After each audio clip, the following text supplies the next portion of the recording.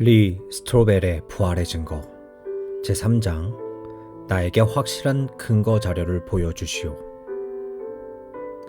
21개월간 추적한 2200여 편의 자료에서 부활은 가능성이 아니라 사실이라고 말하고 있다. 아주 흔치 않은 기회였다. 나는 플레이보이즈를 창간한 휴 해프너와 마주 앉아 내가 진행하는 텔레비전 프로그램에 맞춰 영적인 주제로 대화하고 있었다. 장소는 로스앤젤레스에 있는 그의 호화 저택이었다. 특유의 면바지에 헐거운 실크 재킷을 걸친 해프너는 신에 대해서는 조금이나마 믿음을 고백했으나 기독교의 하나님에 대해서는 나한테는 너무 유치합니다 라고 말했다. 내가 예수의 부활 얘기를 꺼내자 흥미롭게도 해프너는 대뜸 그 중요성을 인정했다. 예수가 정말 살아났다는 확실한 증거만 있다면 거기서부터 도미노 효과가 일어나 우리를 온갖 신기한 세계로 데려갔겠지요. 4, 5세계를 비롯해 우리가 사실이기를 바라는 온갖 것들이 정말 사실이 될 겁니다. 하지만 해프너는 예수가 부활하셨다는 역사적 증거를 살펴본 적도 없으면서 그냥 회의론자로 남았다. 그는 내가 보기에는 예수도 우리만큼이나 하나님의 아들이 아니었거든요 라고 말했다. 모든 것이 부활에 달려있다는 말만은 해프너가 옳았다. 만일 부활이 사실이라면 예수가 하나님의 유일한 아들이라는 정체가 확증되면서 그분을 따르는 사람들에게 영생의 문이 열린다.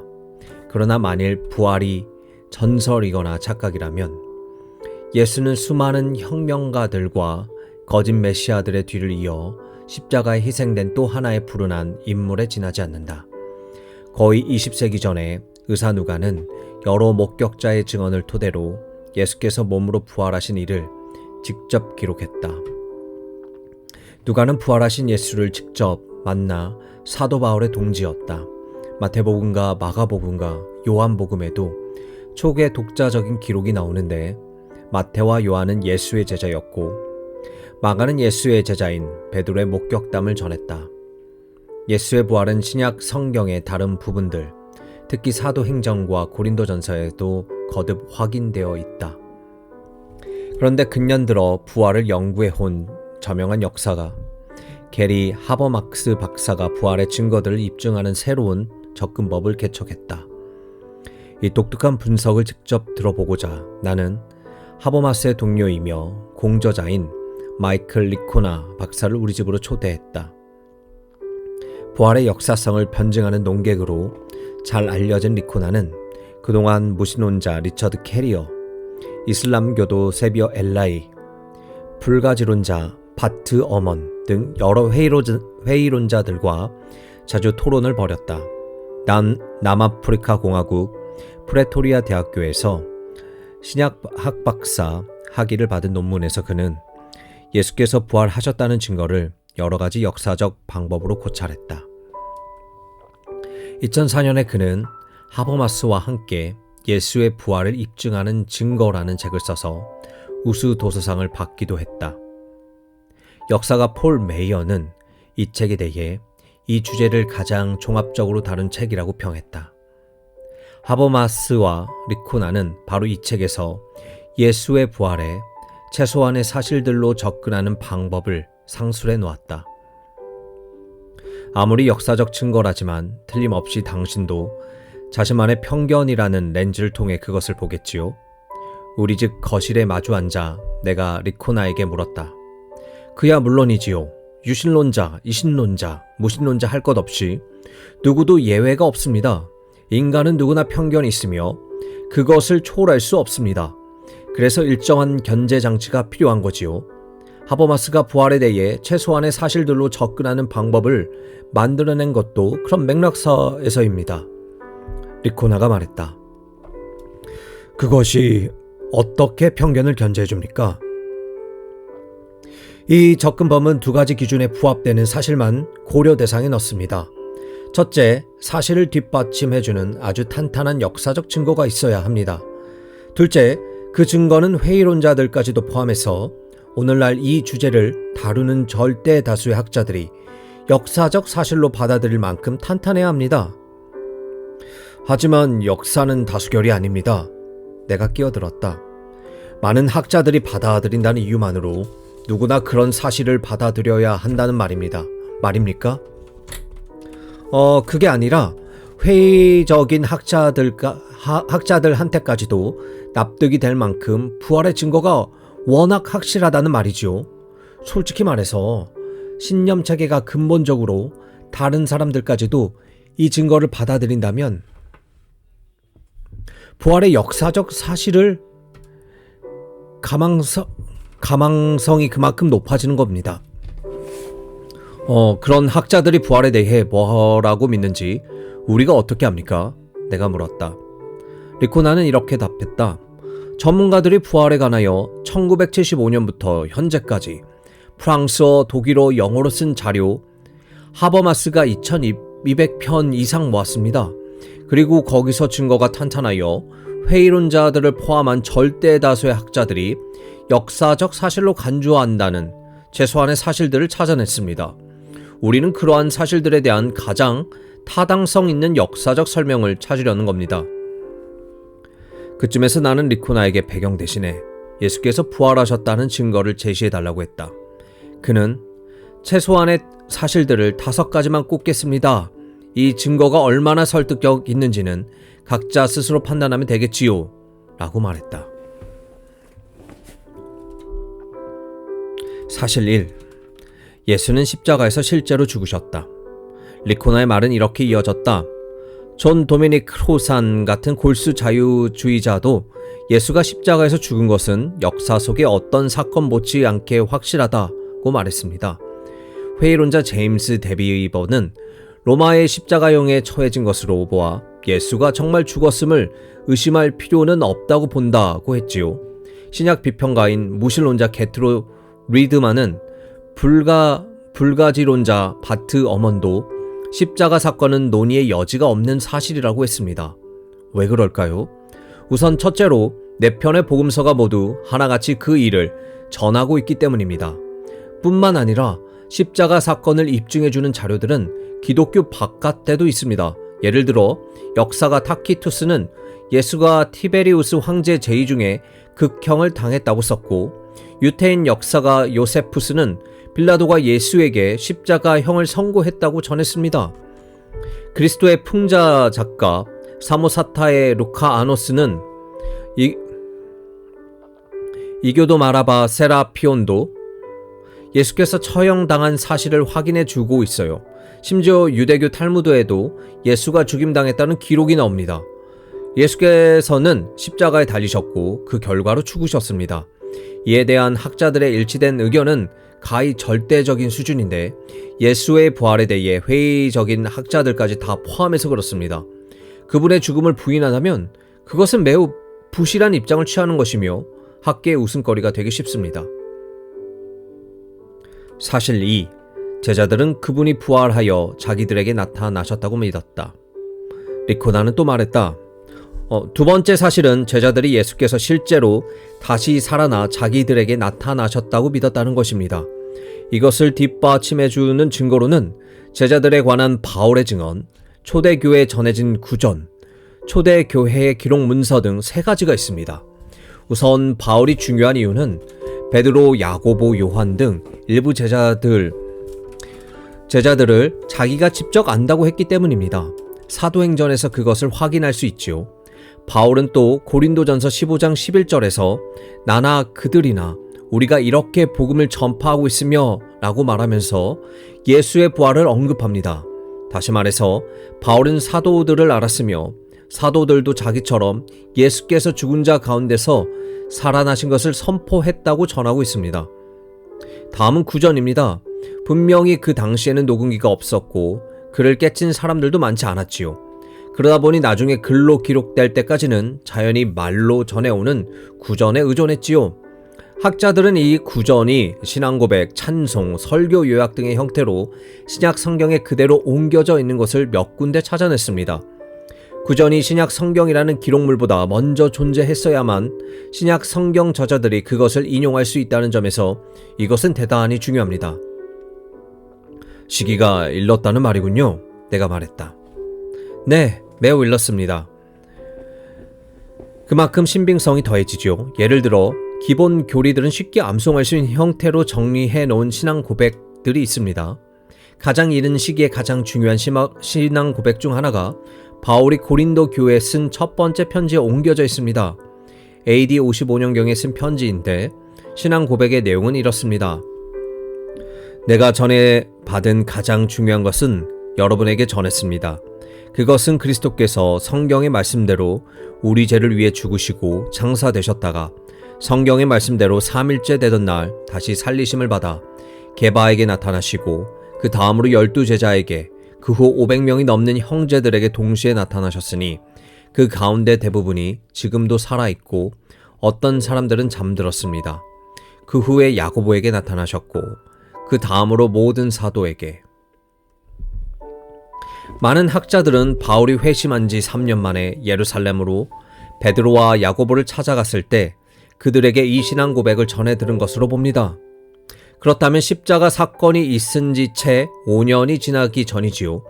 이 신앙 고백은 시기가 매우 일렀을 뿐만 아니라 바울에게 그것을 전해준 사람들 또한 분명히 목격자들이거나 바울이 신뢰할 만한 사람들이었습니다. 그래서 신빙성이 더욱 높아지지요. 이 신앙 고백의 중요성은 어느 정도나 됩니까? 이 신앙 고백은 강력하고 설득력이 있습니다. 그가 힘주어 말했다. 시기가 이르다고 해서 예수를 따르는 사람들이 만들어내거나 꾸며냈을 가능성이 완전히 배제되는 건 아니지만 시간이 가면서 생겨난 전설의 산물이기까지에는 시기가 일러도 너무 이릅니다.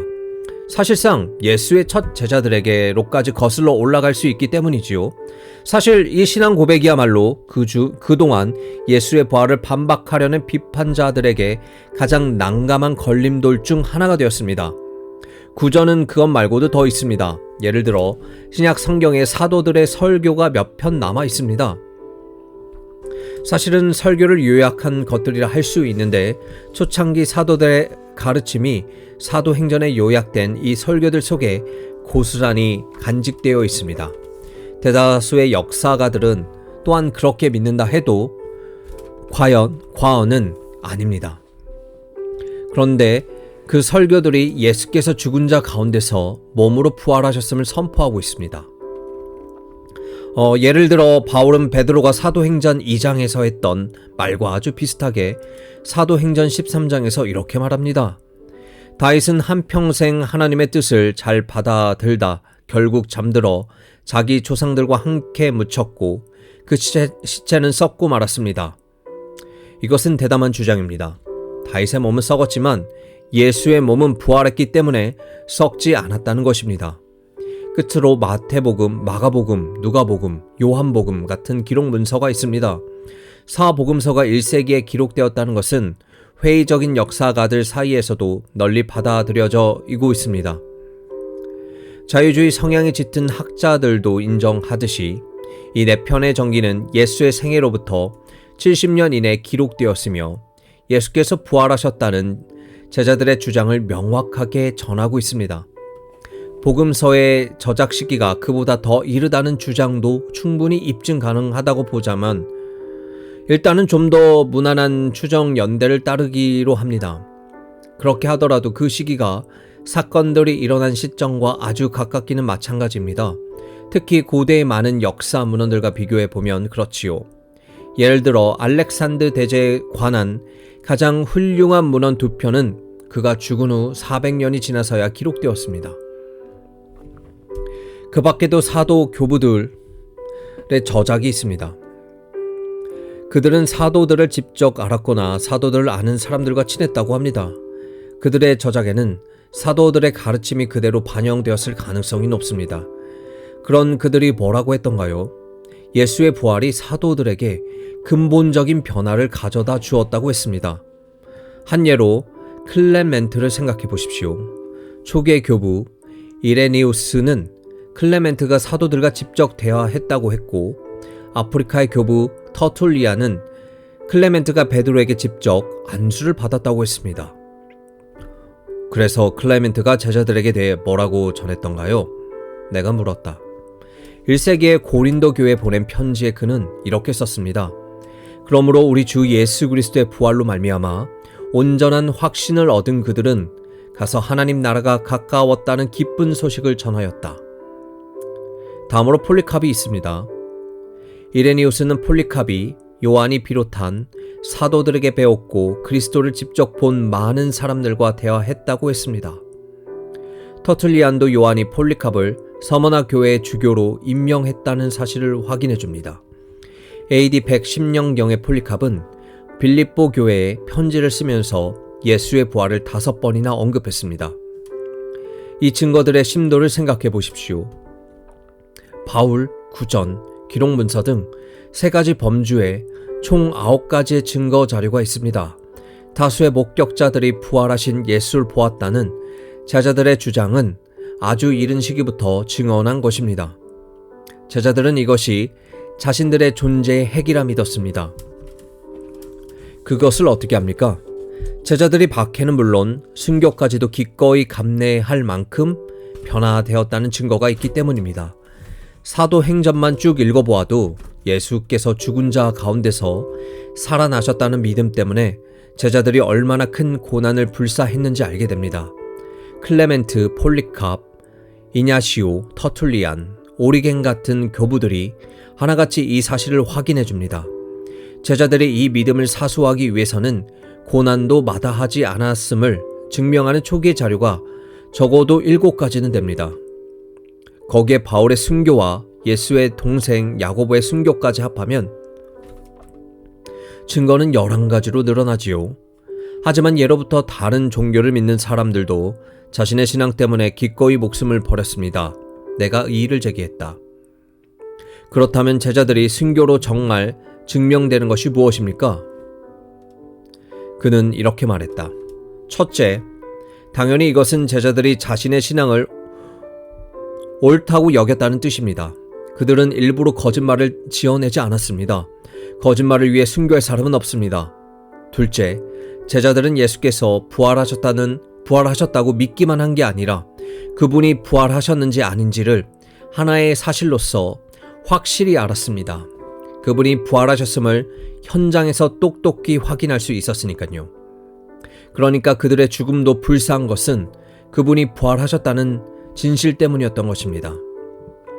이것은 현대의 이슬람교 테러리스트나 그 밖의 사람들이 자신의 신앙을 위하여 기꺼이 죽으려는 것과 전혀 다릅니다.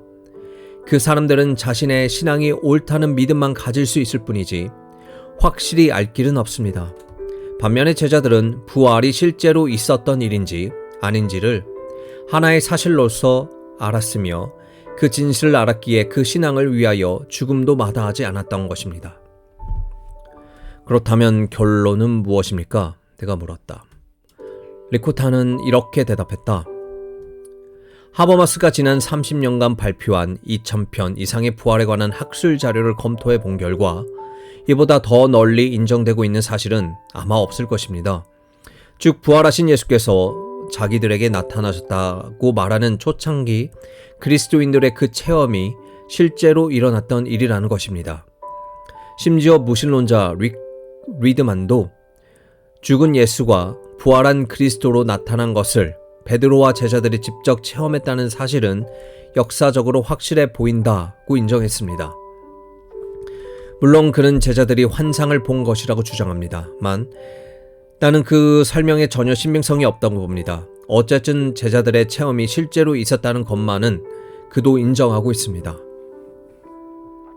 리코타는 또 보스턴 대학교의 자유주의 학자 폴라 프레드릭스가 한 말을 인용했다. 제자들이 부활하신 그리스도를 보았다고 확실하는 것은 기본적인 역사적 사실이자 의심할 나위 없는 주지의 사실이다. 리코타는 말했다. 이 정도면 정말 부인할 수 없는 증거라고 봅니다.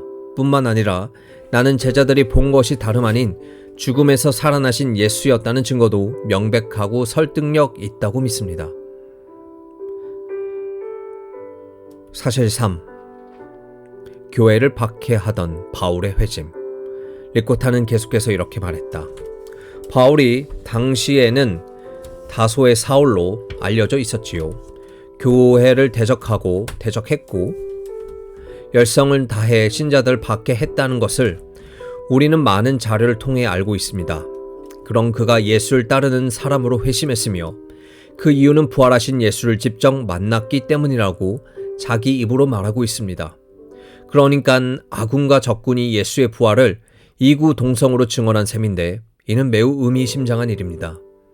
바울은 자신의 신앙 때문에 평생 고난은 물론 죽음까지도 불사했는데 고대 자료에 그렇게 기록한 작가는 바울 외에도 누가, 로마의 클라멘트, 폴리캅, 터툴리안, 고린도의 디오니시우스, 오리겐 등 6명이나 됩니다. 다시 말하지만 거짓말을 위해 순교할 사람은 없습니다. 따라서 우리는 바울이 부활하신 예수께서 자기에게 나타나셨다고 주장했을 뿐 아니라 정말 그렇게 믿었다고 확신해도 좋습니다. 바울이 본래 예수에 대해 우호적인 사람이었다는 주장은 가능하지 않습니다. 그는 십자가 사건이 있고 나서 간절한 바람이나 슬픔 때문에 저절로 예수의 환영을 보았을 그런 사람이 아닙니다. 오히려 바울은 기독교 운동을 저지할 생각밖에 없었고 그리스도인들이 거짓 메시아를 따르고 있다고 믿었습니다. 박해자였던 그가 오히려 선교사로서 180도 변화된 데에는 설명이 필요한데 내가 보기에 최고의 설명은 부활하신 예수를 만났다는 그의 말이 사실이라는 것입니다. 바울이 만일 예수를 만나지도 않았으면서 만났다고 억지로 꾸며냈다면 그렇게 해서 그가 얻을 거라고는 고난과 순교를 자초하는 것 말고 아무것도 없었습니다. 사실 4. 예수의 동생인 회의론자 야고보의 회심. 리코타의 말은 계속되었다. 네 번째 최소한의 사실은 예수의 형제인 야고보에 관한 것인데요. 예수께서 살아계실 당시에 야고보가 예수를 따르는 사람이 아니었다는 충분한 증거가 있습니다. 마가와 요한 둘 다 예수의 형제들이 아무도 예수를 믿지 않았다고 기록했습니다. 리코타는 마가와 요한의 기록이 십중팔구는 사실일 거라며 그 이유를 이렇게 설명했다. 흔히 사람들은 창피한 이야기나 자기한테 불리할 만한 이야기는 지어내지 않지요. 가족들조차 자신을 따르지 않는다는 것은 1세기 랍비에게 특히 굴욕이었을 것입니다. 그런데 결정적인 사건이 벌어집니다. 고린도전서 15장에 나오는 고대의 신앙 고백에 보면 부활하신 예수께서 야고보에게 나타나셨다고 되어 있습니다. 이 기록 역시 시기가 매우 일러 신빙성의 조건을 두루 갖추고 있지요. 사실 야고보도 이 신앙 고백을 바울에게 전해준 사람 중 하나였을 수 있습니다. 만일 그렇다면 야고보는 그 신앙 고백에 담긴 자신에 관한 내용을 직접 시인한 셈입니다. 부활하신 예수를 만난 결과 야고보는 그리스도인이 되었을 뿐만 아니라 나중에 예루살렘 교회의 지도자가 되었습니다. 부활 사건으로 인해 야고보는 예수께서 메시아이심을 철석같이 믿게 되었고 결국 순교자로 생을 마감했어요. 이 사실은 기독교 내에서는 물론 기독교 외적인 자료로도 입증되어 있습니다. 이렇듯 야고보 역시 회의론자였다가 부활하신 주님을 직접 만나 회심하고 그 확신 때문에 목숨까지 버린 경우입니다. 사실 5. 예수의 무덤은 비어 있었다. 예수의 무덤이 비어 있었다는 5번째 사실은 부활을 입증하는 최소한의 증거에 들기는 합니다. 그러나 처음 4가지처럼 학자들에게 만장일치에 가까운 지지는 받지 못하고 있습니다. 리코타는 그렇게 설명했다. 그래도 무덤이 비어 있었음을 뒷받침해준 증거는 탄탄합니다. 하버마스의 결론에 따르면 이 주제를 다룬 학자들의 75%가 빈 무덤을 역사적 사실을 보고 있습니다. 내 개인적인 생각으로는 역사의 데이터를 선입견 없이 평가한다면 그 비율이 훨씬 높아지리라고 봅니다. 무덤이 비어 있었다는 증거는 예루살렘 요인, 적들의 증언, 여자들의 증언, 기본적으로 이 3가지입니다. 예루살렘 요인이라니요? 내가 물었다. 예수께서 예루살렘에서 공개 처형되어 장사되었고 부활도 같은 도시에서 선포되었다는 뜻이지요. 실제로 베드로는 십자가 사건이 있은 지 불과 몇 주 만에 예루살렘에서 대중을 향하여 이 예수를 하나님께 살리셨습니다. 이 일에 대해 우리 모두가 증인들입니다. 라고 선포했습니다. 솔직히 예수의 시신이 무덤 속에 그대로 있었다면 예루살렘은 기독교의 발상지가 될 수 없었을 것입니다. 로마나 유대 당국자들이 무덤에 가서 시신을 확인하기만 하면 당장 거짓심에 들통났을 테니까요. 오히려 정작 들려온 말은 무덤이 비어있다는 적들의 증언이었습니다. 다시 말해서 회의론자들이 한 말이 무엇인가요? 그들은 제자들이 시신을 훔쳐갔다고 했습니다. 마태복음뿐만 아니라 순교자 저스틴 마턴과 터툴리안의 글에서도 기록된 내용입니다. 하지만 생각해 보십시오. 시신이 무덤 속에 그대로 있었다면 왜 굳이 훔쳐갔다고 말하겠습니까? 이는 무덤이 비어있음을 그들이 암묵적으로 인정한 것입니다. 게다가 제자들이 시체를 훔쳐갔다는 발상 자체가 조잡한 설명입니다. 제자들이 공모하여 시신을 몰래 빼돌린 뒤 그 뻔한 거짓말을 위해 평생 고난과 죽음까지 감수했다는 말을 과연 믿어야 됩니까? 이것은 워낙 황당한 무계한 발상이라 오늘날의 학자들은 누구도 이것을 인정하지 않습니다.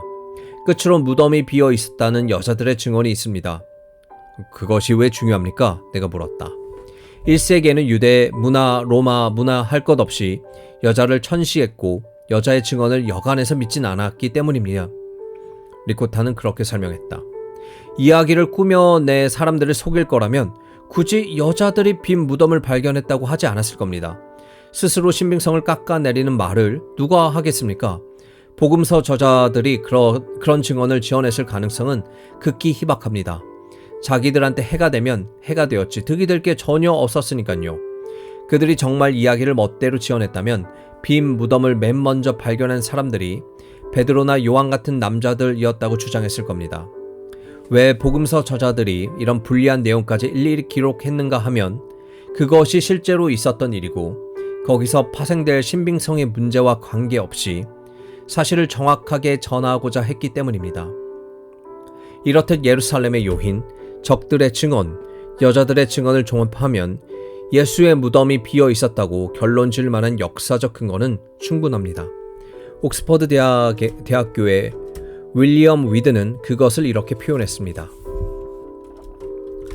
모든 엄밀한 역사적 증거가 빈 무덤을 지지하고 있다. 빈 무덤을 배격하는 학자들은 그 근거가 과학적 역사가 아닌 다른 데 있음을 인정해야만 한다. 좋습니다. 지금까지 말씀하신 증거를 어떻게 요약하시겠습니까? 내가 물었다. 제자들은 십자가에서 죽으신 지 사흘 만에 다시 살아나신 예수님을 자기들이 보았다고 믿었습니다. 그들의 증언에 따르면 그분은 개개인에게 뿐만 아니라 단체로 모인 자리에도 몇 차례 나타났습니다. 이 체험은 제자들에게 절대적인 확신과 변화를 가져다 주었고 그들은 그분을 만났다는 확신 때문에 고난은 물론 죽음까지도 기꺼이 당했습니다. 그런가 하면 예수를 거짓 선지자로 여겼던 두 회의론자가 있습니다.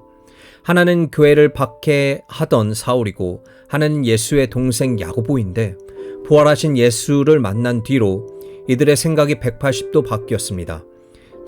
제자들처럼 이들도 예수의 부활이 사실이라는 증언을 포기하느니 차라리 고난과 박해와 죽음을 불사하겠다는 태도로 살았습니다. 요컨대 예수의 친구들, 기독교를 대적하는 사람, 회의론자가 일체히 예수의 부활을 설득력 있게 증언하고 있습니다. 끝으로 예수의 무덤이 비어 있었다는 탄탄한 역사적 증거가 있습니다. 기독교를 대적하는 사람들도 무덤이 비어 있었다는 사실만을 인정했지요. 그렇다면 시신은 어디로 갔을까요? 제자들에게 묻는다면 그들은 자기들이 부활하신 예수를 직접 보았다고 말할 것입니다. 이런 증거를 가장 잘 설명해주는 답은 무엇일까요? 어떤 사실도 빠뜨리지 않으면서 그렇다고 무리하게 꿰맞추지도 않는 그런 설명은 무엇일까요? 모든 증거를 바탕으로 내가 내린 결론은 예수께서 정말 다시 살아나셨다는 것입니다. 다른 어떤 설명도 위의 모든 사실을 담기에는 턱없이 부족합니다. 역사적 관점에서 나는 이 정도면 충분히 타당하고 설득력 있는 증거라고 봅니다. 리코나는 부활의 역사적 증거를 얼마든지 더 제시할 수도 있었지만 더할 나위 없이 잘 입증되어 있고 회의론자들을 포함하여 절대 다수의 학자들이 신빙성을 인정하고 있는 5가지 사실만 추려서 말한 것이다. 나도 그의 결론에 동의할 수밖에 없다. 예수께서 부활하셨다는 증거는 충분히 타당하고 설득력 있다. 하나님의 아들의 부활의 저자인 역사가 N.T. 라이트가 잘 말했다. 부활의 가능성은 과학으로 반증되었다며 과학에 의지해봐도 소용없다. 진정한 과학자라면 누구나 동의하듯이 과학은 통상적으로 발생하는 형상을 관찰한다. 하지만 기독교의 논거는 바로 예수의 부활이 통상적으로 발생하는 형상이 아니라는 데 있다. 역사가로서 나는 전체 데이터를 다 포괄하지 못하는 답보다는 정연하면서 본질상 단순한 답을 더 좋아한다. 그 답이란 예수께서 죽은 자 가운데서 몸으로 부활하셨음을 초창기 그리스도인들이 믿었다는 것, 그리고 그 믿음은 그들의 말이 과연 사실이기에 설명 가능하다는 것이다.